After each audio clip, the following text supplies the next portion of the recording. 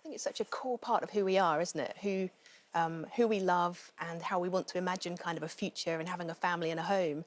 I think if you believe that the way that you're wired is actually wrong and sinful and shameful, it just kind of ruins you as a person. For me, it felt like being psychologically torn in two between my faith and knowing that I was gay.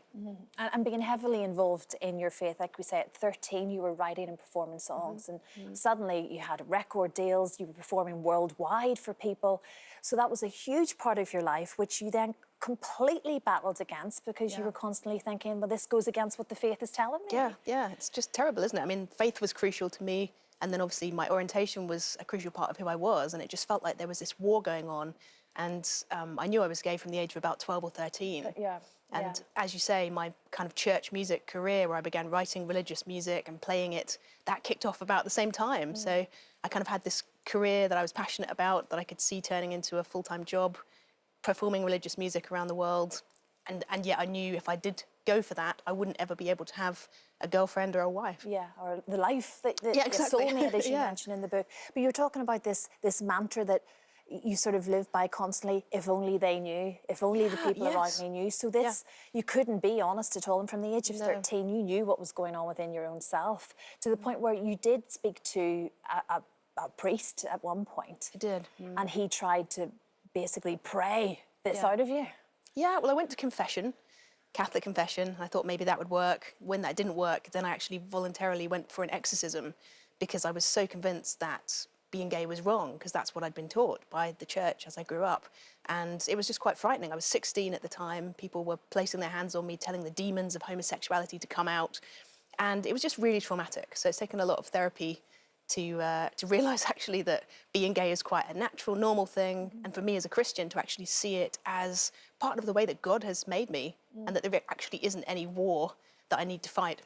Well, to take it even further then, you were in your 20s, wasn't it, when you underwent this conversion therapy, and you did it both in the UK and in America, didn't you? Yeah. Which obviously you're now battling to just get banned completely, and you're back in the new government plan to do that. But how did that come about? Like, what was the process there? Yeah, well, people hear about conversion therapy, which is basically any attempt to turn someone who's gay straight.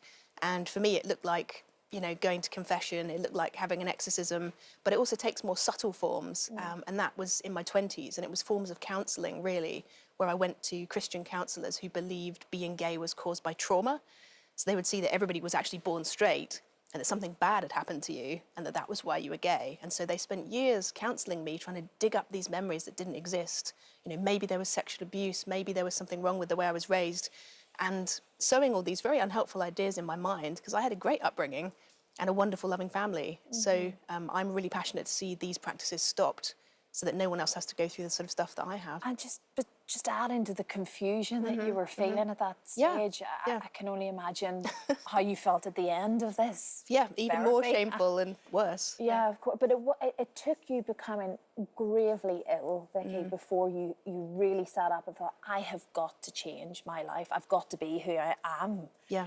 And you underwent chemo and all sorts at that point, didn't you? Yeah, it's been a real journey, and I talk about it in my new book called Undivided, and I talk about what actually brought me to this decision point of finally thinking I have to be true to who I am. And for me, that was the breakdown of my physical health.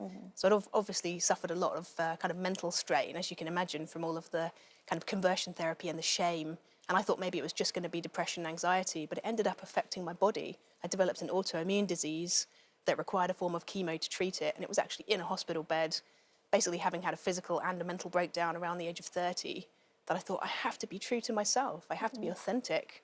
And that was when I decided I had to come out.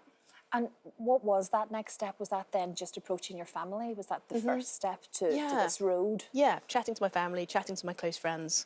But I knew, because my music by that time was sung in churches all around the world, some of the most well-known songs in churches around the globe. I was so delighted that was the case, but I was also terrified, because I knew that when I did come out, it would be a big story, and I would probably lose my career, which I did. So it was kind of a step of faith, but kind of a terrifying one as well. Yeah. How were your family and your friends? How did they approach you, just being honest with them after all of those years? Well, I think the reason I couldn't be honest was because most people in my life held those religious views that being gay was sinful. And even though they loved me, a lot of people didn't think that was the best choice for my life. And they would say that's out of a motive of love. You know, they didn't want me to be doing something that God disapproved of. So most people in my life did hold that view. I lost quite a lot of friends.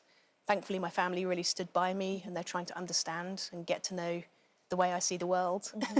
And my mission really is to just help people of faith, especially, to re-examine this issue, to realise the church has got things wrong in the past, and that we can revisit, you know, the Bible and church history, just look at it again and realise actually there isn't anything wrong with being gay, and the church needs to change its teaching. Yeah, and how are you within yourself? As you say, you're still undergoing therapy and there's a lot of things to work through, but how do you feel? Yeah, well, it's been 4 years, almost to the day, actually, since I came out. So it was August the 14th, 2014, when my interview with the Independent newspaper was published.